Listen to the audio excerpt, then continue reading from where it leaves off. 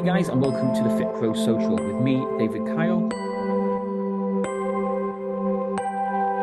And me, Ash Burley.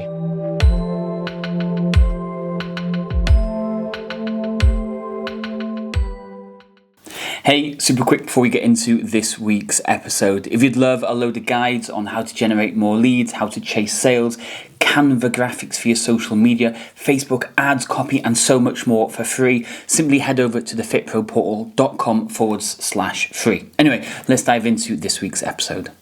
Good morning, afternoon, evening, good night, wherever you are in the world, and welcome to this week's episode of the FitPro Social. You're joined by me and David once again.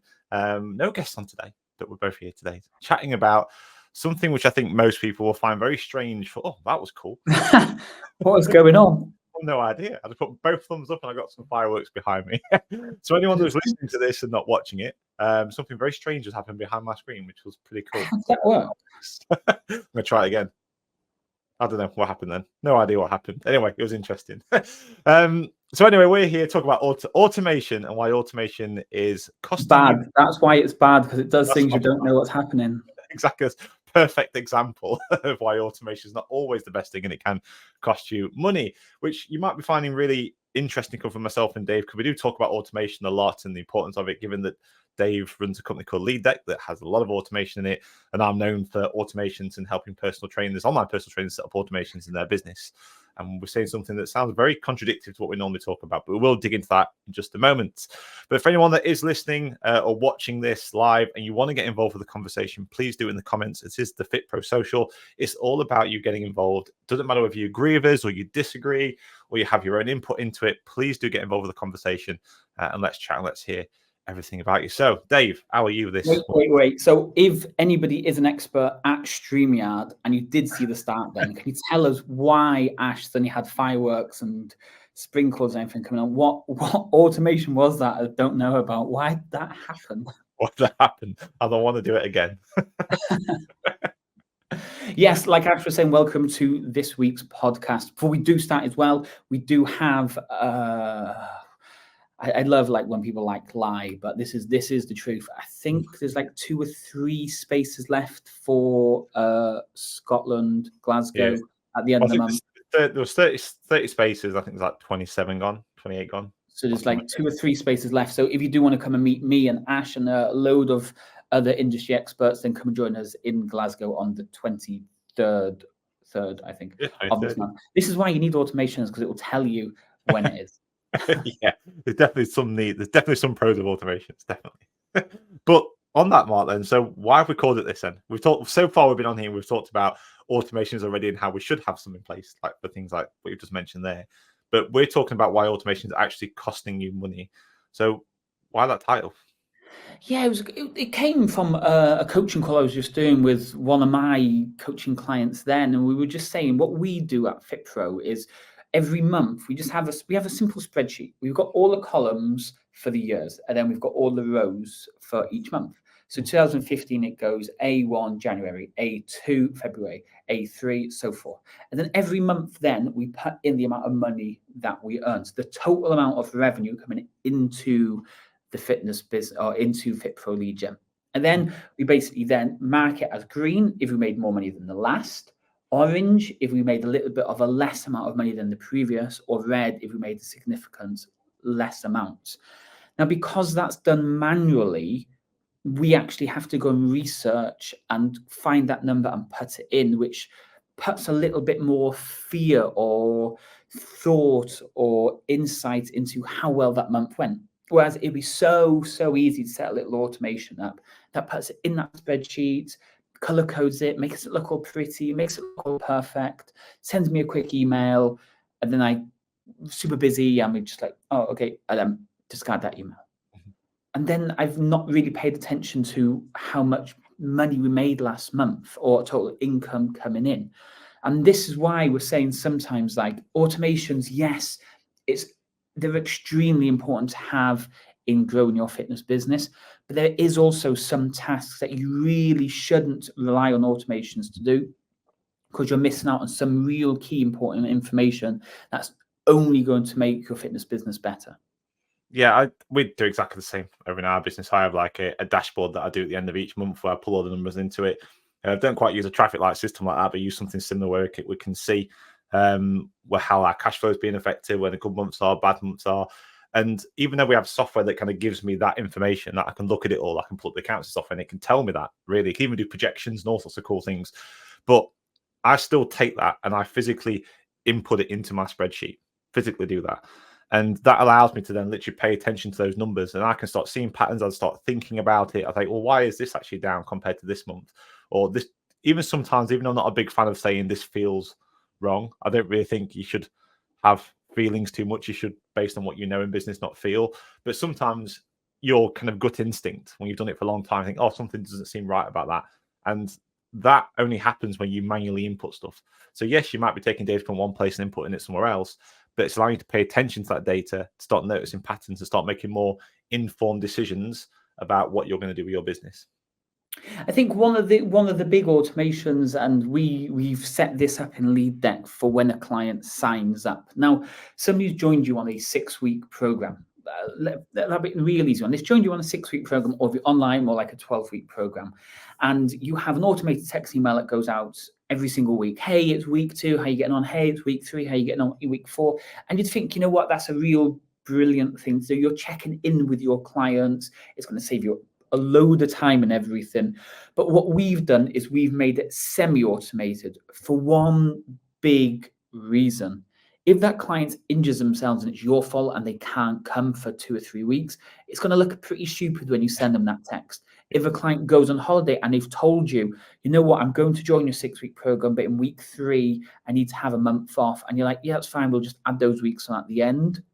And you start sending them text messages when they're off, you're going to look a bit stupid. So we made this semi-automated. So we have a 6-week pipeline, and you simply move that person to the correct week, and then the system will fire a text and email automatically. But you have to physically move them. That way, then there's no mistakes, because yeah, it's automated sending text and emails, but the only way that can happen is by you actually moving them from one tab to the next, ensuring that you don't make any mistakes and you don't look stupid sending them a text saying, hey, it's your final week. And you're just like, well, no, I paused for a couple of weeks because I was on holiday. What? There it is again. You've just got fireworks behind you again. So anyone, if you're listening or watching, Dave just got fireworks now. Both thumbs up, I think it was. Both thumbs.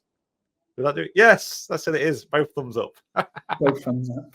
There we go. So if anyone wants to know, if you're using StreamYard and you want to have some fireworks go off behind you, put both thumbs up at the same time.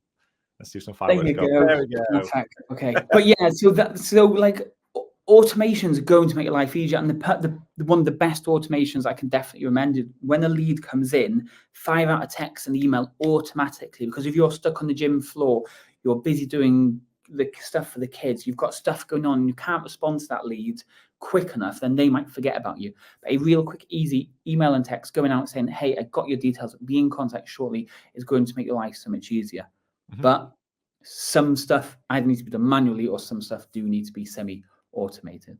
Yeah, 100%. I think we have the same over in our business as well. We have certain meshes and sequences that go out that are fully automated, and we have some that aren't, depending on what they're doing at what stage on the program. And that just comes from really from data over time. Like you notice things that you do. And I think this is an important part of anybody that's thinking about adding automations into it. I always think it's a good idea to do most of the steps manually to start off with, because that does 2 things. One, it helps you understand the process. One of the biggest things we see over in our business, especially because we help businesses set up automations, is sometimes they'll say, I want to do a certain thing, but they don't truly understand the process itself that they're trying to automate. So we'll go and automate and say, what's this or what's that? I'm like, it's your process. Like, it's your process that you did. Have you not tested this? Have you not tried this out? And I think that's an important thing to understand. And then what you'll do when you go for those processes, you'll find there's certain elements that do require a bit more thought to it. And admittedly, there are things now that can apply a bit more thought to those processes, like Dorothy, for example, that you use. But in reality, like we have with our messaging, we have certain messages when leads come in that they get access to straight away. Eventually, it gets to the point where I might take over or a human might take over. And it's about having those processes in place. And again, that's why I think it's important to have a balance between automation in the right places and not. And sometimes starting off doing it all manually so you know exactly what you need or what you should automate for your business? Oh, this is going to cause a controversy now then. So Ash is what you call fully online. He helps people online. I'm completely the opposite. I'm fully offline. Now, in my belief, again, this will be super controversial, you shouldn't go online until you've done some work offline. And what I mean by that is you understand planes of motion, you understand how certain trainings affects people's body, how certain movements or positionings or form and techniques and rep volume and all this. If you don't fully understand that, then it comes into that controversy part then, and I don't think you should go online. And this is kind of what Ash was getting about. Yeah, Ash might totally disagree with that. But sometimes you have to do things manually to fully understand why it works and how best to do it, and then build the automated version to actually save you time from having to constantly do it. I actually agree completely. So I'll try to think I can be controversial about this. I mean, interesting enough, during the thumbs up, during the the bit when the Big C was happening a few years back, it was all in lockdown. Obviously, a lot of trainers had qualified and maybe not had a chance to get their time in the trenches, if you like, and they went online. And we helped a lot of those trainers do it. And sometimes you have no choice; you have to go do those things. Yeah. But there was a big difference between what they wanted to do and what somebody was already had experience working face to face wanted to do online. And I think it kind of comes down to you need to have that level of experience, because when you pass your PT course, if you like. Hey, it's going to pause it there for literally 2 seconds. If you're loving this week's episode, please let us know in the comments below, and don't forget to subscribe. The more people we can get subscribing, the bigger guests we can get, and the more people we can help with the content being shared. Anyway, let's dive back into today's episode. It's like driving a car. You know, you don't learn to drive a car until you've passed your test, and it's the same kind of principle. Like, you understand the science behind it all, but now you've got to learn how to truly apply that. And it's not really until you start working with people you start to learn these different things.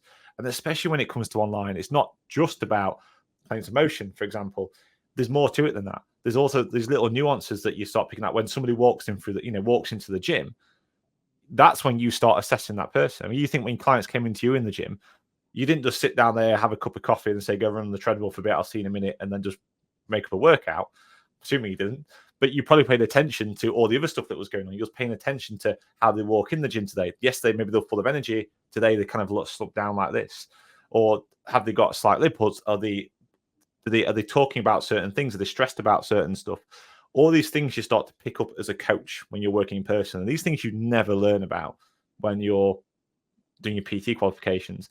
And you have to somehow apply that in an online environment. But if you don't know what that is, you can't then go and apply it in an online environment. So I think it's really important. And we have literally worked with clients before who've signed up to online stuff, only done online straight away, and actually told them to go and get a job in the gym first. Yeah. Because like, you need to go and get that experience. Like, the only way I can tell you as much as you want about this, but until you actually get in there and do it, go and do it. And they've done it. You know, they stopped doing the course for a bit. They've gone into the gym, getting the job in the gym, learning, working the trenches, if you like, and then starting to apply what they learn into an online environment. Yeah, it is massively going to benefit you. And like, let's just take another example now. When Ash texts me and it's only like 3 words, it's like, yeah, I'm okay. You might interpret that as maybe he's annoyed with me for something, or he's being really vague. Why is he sending it like that? And you're thinking, because you can only see what this text message says. Whereas if I phoned Ash up and then he says, Dave, I'm stuck up scaffold pipe covered in clouds. I'm actually okay. I'll get back to you later. Then you have more context to it. And sometimes this is why, like, the automations are great. People are going to reply, or it's going to do things for you, or it's going to make things happen. But sometimes you need that extra bit of context to add to it. So like, we talk a lot with both of our coaching clients about having like a traffic light system for I would much prefer bi-weekly check-ins, but Ash might go with weekly check-ins, where you ask your clients to rate themselves. If they vote green, nothing needs to happen, they're all good. If they vote yellow, maybe ask for a comment to why you're not feeling great this week, or what didn't go plan to plan. And if red, like it's emergency, book in a call ASAP to get that fixed. But like if nobody fills that in, or all the clients do except for 3, then you've got an automation up and you haven't really checked, because you're relying on that automation to tell you these people filled it in, but you've not checked who didn't. Then those people that didn't, you might get an email from them 2 days later saying, unfortunately, I handed my notice in. But if you'd have spent that little bit of time going through the people that did it, and the automated worked really well, and those that didn't, and chased them up, you might have caught them before they handed that notice in. So yeah, automations they're going to make your life so much easier, but Yeah. there is elements of manual stuff you still need to do. Yeah, and I think that check is a perfect example.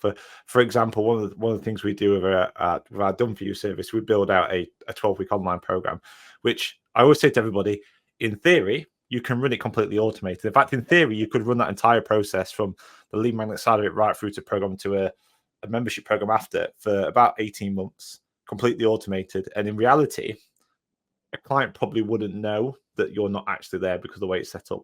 But if they deviate off path or something like what you just mentioned there happens, then they would know. And that's why we always say to people, like, theory, you can do it, but it's there to help you understand and support you. We still say introduce this check-in, that traffic light check-in, and we talk about that separately. We say this is what you need to have, because this here, there are automations from it, but it's going to encourage you and give you a procedure in place for you to go and check against those clients as they go through to make sure they're on track. And especially with online, it's so important, because in person, again, if they're turning up, sometimes you can see them. You know, you can tell when things aren't quite right, and you can ask the question. Don't get that online. So what you have to do is you have to try and preempt these things that happen and start noticing patterns. It's a huge thing. You see it sometimes with, say, online programs, and you're tracking results. Let's say you're tracking, it's a weight loss program. So keep it simple, weight loss program, and you're tracking their body weight and maybe a couple of measurements for it all, and everything's looking great. They're losing weight, measurements are going in the right direction, and then for some reason they completely drop off. And you think, what the hell's going on? Like, they're checking on everything, they're doing everything, they're completing the workouts, their results are great, and now for some reason they're completely stopped. But because you haven't done a proper type of check-in, a more subjective check-in to ask those kind of questions to see how are they finding this week, what's been difficult, what's been hard for them, what you haven't identified is what you might do in person, which is actually, yes, they're sticking to this program, but I can see they're getting progressively tighter. It's become more difficult for them to stick to it. And eventually, when it becomes too difficult, adherence starts to drop. And that's where the problems lie. And if you had a fully automated program, you wouldn't be able to identify that. And we all know that retention is where most of your money comes from in this line of work. You're going to reduce your chance of retention. So you're just going to spend more time, more effort trying to replace those new people in. And then you're also going to start getting bad reviews, and it can be chaos if you don't do that right. But me and Ash could actually build automations for you that made sure that you didn't miss those tasks. So I'm just thinking of one now, a real simple one. So all clients come into the studio and they check in really nicely. So, all these people have been checking in, but you're not checking the people that didn't check in. You could easily set an automation up that told you this person hasn't booked in for 3 days, hasn't booked in for 7 days, hasn't booked in for 10 days. So you actually get it added into your email, your task list, your to-do list, whatever it is. So the automation is actually saving you because you've set it up unusually to how you would set it up. So usually automations are set up to save you time, but you might set automations up to actually cost you more time, but actually saves you clients, if that makes sense. Yeah. So instead of having like when, let's say in e-commerce, somebody buys, instead of having the printer print it off and stick it on the label and you box it off, it prints it off for you, but then you've just got to double check and make sure the address is 100% correct, and then you stick it on. Yeah, any little things like that can help ensure that the long-term negative, if something goes wrong, sometimes the cost of something go wrong can be quite high. So having these smaller manual bits included within those automations can sometimes, it might take you 30 seconds a client or 30 seconds a label to check it. And that might mean you've got 100, and if you had 100, there's some time to be used up there. But what that ensures is that you're not going to make those mistakes, aren't going to happen. It ensures that you're going to have happier clients. They're going to stay with you for longer, or that parcel is going to get to the right address and not end up somewhere else. And that's where these little manual steps within those automations, I think, are quite important. But you should definitely, as they say, leverage automation on a lot of repeated tasks. and really adding manual stuff when it becomes important. And when it's actually going to have if that task doesn't work, that process doesn't work, that the cost is going to be quite a lot for your business. So that's when you want to start introducing some of these manual tasks to it too. Maybe a way of calling it is like you rate all your tasks in how much it would cost you to hire somebody to do. So let's call them $10 tasks. These are the lowest priority repetitive tasks that are really painful to do. So that's where you'd put your automations, but the real important tasks, the ones that really make you the money, they're the ones you should be doing manually. But one thing that was coming to my head as we were talking then is sometimes I think having too many automations also makes us lazy, if that makes sense. We miss stuff because we've relied on automations so long, or maybe the flip of that is you've been relying on automations so long that when it does break down, that you're properly in trouble. So maybe you just always ran Facebook ads. Maybe you pay us to run your Facebook ads for you. And that's kind of an automation. Yeah, you're not having to do it yourself, but you've outsourced it. We run your Facebook ads, and then Mr. Mark decides to shut Facebook down. We can't generate you any leads. You have no other way to generate leads. So your business almost falls off the edge of a cliff. So yeah, we need automations. It's going to save us time and also, but make sure we're also future proofing the business for in case the automation doesn't work, or maybe the company that you're using has a major issue, or just loads of backups and other procedures to make sure the business can keep going no matter what happens, and it grows with the growth as well. So like we used to use. Hey, just going to pause it there really quickly. If you know any guests that would love to feature, or if you yourself would like to feature on one of these episodes, do let us know by reaching out or letting us know in the comments. Anyway, let's get back into the episode. PT Minder, I think, back in the day, and they were like £50 a month. And then they got bought by a different company, and we budgeted £50 a month, and that was perfect in our system. But then they started charging you per volume of clients, and it was 0 to 50 was £50, and then 50 to 150, I think, was £150, and that's a huge jump. But because we hadn't considered these issues and things that come up with that software, which was technically an automation software to help bookings and trackings and stuff, it can financially hit you. So yeah, you do have to still put manual work in every now and again to make things run smoothly. 100%. I think you kind of hit a good few nails on the head there. Just that one thing you mentioned about that PT Minder, the changes. And I think we talk a lot about this with our clients when we're setting stuff up for them, because we obviously go into software a lot for them and set different things up in software. And a lot of the time when people purchase a software, so whether that's Lead Deck or P Distinction or whatever, it doesn't really matter what it is. And a lot of time they'll get a company to go and set those things up for them. And they don't truly understand those tools that they're actually using themselves. And there's a couple of things I think it's really important to understand. Is one, you need to understand the process. And even if you're not doing it manually, you need to understand it. You need to know this is happening here, why? This is happening here, why? So if something does break, you can go and find it. Or if it doesn't stop, if it stops working, you can go and take over from where it broke.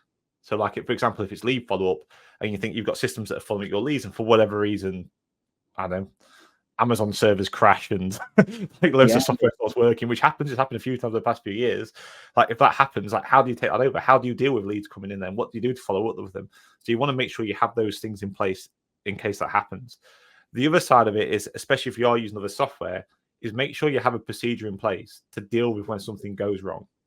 So say, for example, and this is a good example of PT Distinction, if something doesn't work within that software, or they can't find something, or it looks like it's not working for them, what they'll do is they go and post it in the Facebook group. Even though everywhere it says don't post in the Facebook group, because there's no tech support in there really. It's just a group, and you can't manage tech support through that. And no real software will be able to manage tech support through there, which is why if you pretty much go to, I'm sure if you go to like Lead Dex group or any other group, they'll say, oh, send it through either help desk or support chat, because a ticket can get managed, it goes to the right people quickly, and it can get dealt with quickly. And it makes the whole process easier. So it's important if you are using software with automation in, that not only do you understand the software, the automation's being done, but also understand how to handle any issues that are coming up and the proper channels to do it. Because if you just willy-nilly do it and say, I'm going to post in the Facebook group and whine about this on here, or send a private message to somebody, Like you could be waiting days before you even get any kind of help and support, and you're just going to get told to go through the proper channels anyway. So understand what those channels are. And the third one I think was quite important is KPIs for automations. So when we have a lot of automations that run, but I also have stuff on my little dashboard spreadsheet that I check off against. So I have certain KPIs against those certain automations. So I need to make sure they're working. And if I see any differences in patterns, then I know, oh, something might not be working. So for example, if I've got something that's generating leads or follow up with leads automatically, I have a way of seeing how many of these messages have been sent in comparison to how many leads have come in. And if I see a deviation that or something not working, I can pick it up quickly. So I also have KPIs to help me understand quickly if an automation It's not even if the automation isn't working. And the perfect example on this one is back in the day, a lead would come in and a text message would get sent out. It's, hey, name, thanks for showing interest in our 6-week program. Can you tell me a little bit more about your health and fitness goals? Fairly simple text message to put out there. And we might got 18, 19, maybe 20% reply rate. Is okay. We thought, you know what, we could do better than that. But if we just left that automation keep going along, it would have just keep pulling out the 18, 19, 20% reply. And we switched it. So like, hey, thanks for showing interest. Can I just confirm you're over 30, as we only work with over 30s? And like overnight, whoo, sky high. We were getting like 50, 60, 70% reply rates to that automation. This automation that's supposed to be saving you a load of time. But if you hadn't programmed it correctly or you hadn't set KPIs, I need this automation to produce a minimum of 70% notificate or 70% replies, and you haven't checked that, then whatever you put into the automation isn't going to deliver you the results that you want. So you still have to go in and fine tune and update and tweak and alter and fix anything in that automation to make it even better as well, to make your business more profitable. 100%. I think if anyone's listening to this and they might be thinking, well, how do I do all that? How do I understand what KPIs to have for automations? Well, I think the place to start is understand the purpose of an automation. Imagine if you was to imagine you was paying somebody to do the job, not the automation, you was paying a person to do it, you'd want a return for the work that person's doing. That's what any employee would do. You pay them X amount of money, you want a return back for it. And that's effectively what an automation does. But if you're employing a person, I'd imagine most people here that's employed people would have KPIs for that person. You know, there's certain things you track. It's exactly the same process with automations. You understand what the end goal is. The automation is created to serve that end goal. And in order to achieve that end goal, you have certain KPIs you need to meet. And that's basically how you decide on what you need to go and track for your automations to make sure they're working properly. KPIs, that's a huge episode. Like with the KPIs, you have your end goal. So I need to sign up 50 clients every single month. And then you have to go back and back and back and maybe back one more step further. And that's where you base all your KPIs on. Because when all those KPIs get ticked, then that ticks that box, that ticks that box, that ticks that box. And you like get a domino effect. We can't talk about it in this episode because we'll talk about this one. So if anyone's listening to this, watching away, and they've got any thoughts or input, or whether they agree or disagree with us, please let us know in the comments. It'll be great to go and hear from you as well. I mean, in terms of rounding up with this one, we've talked about automation. So if I was to say to you, Dave, like to round up, why is automations costing a business, and what simple thing could they do to ensure it's not? The big ones are understanding your audience. Not everybody needs an automation set to it. There's a lot of tasks where automations are going to save you time and money. But if we're not also checking in on those automations, then it is actually going to cost you time and money. So putting the automations in place, that should save you time and money, updating those and monitoring those. And then the tasks that maybe you could automate, but you also think, maybe I shouldn't, because if you have the feeling of maybe I shouldn't automate it, maybe that is the line between should I or shouldn't I. If you feel like you shouldn't, then you probably shouldn't, because that will be making you the most money. Yeah, cool. I like it. Very nicely put together. Thumbs up. Thumbs up. Yes, I love it. That's all I'm going to be doing now. Every time I'm doing StreamYard stuff, just put my thumbs up. I wonder what one does. Apps. Oh, there we go. Hey. Those are cool automations. Cool. Okay, guys, thanks for watching this week. Obviously, if you want to come and join us on one of these episodes, feel free to just reach out to me or Ash, or just comment on one of the videos or anything and let us know. Obviously, we have the event up in Glasgow at the end of this month. Plus, we've got a really, really big event, which we'll be talking about in the next couple of weeks, which is our client-only event, which is happening in January. But we'll leave it for there today. Automation's going to make your business so much better, but you also need to be really careful about which ones you do. Me and Ash obviously do automations day in, day out for clients, but we also sometimes, lots of the time, actually tell them which ones they shouldn't do, just to make sure they don't miss out on anything. But yeah, thanks for joining in. Ash, anything to say to finish? No, I think you've covered it up really well there when it comes to automations. No worries, guys. Speak to you all next week. Goodbye. Goodbye. Bye-bye. Hey, just want to say a big thank you for sticking around to the end of this week's episode. As a big thank you, head over to thefitproportal.com/free and we'll give you a load of additional guides, social media, Facebook ads, email scripts, and so much more to really help you start generating leads, making more sales, and growing your fitness business. I'll see you all next time. Thank you for joining us on this week's episode of the FitPro Social. Make sure you subscribe so you don't miss out on future episodes.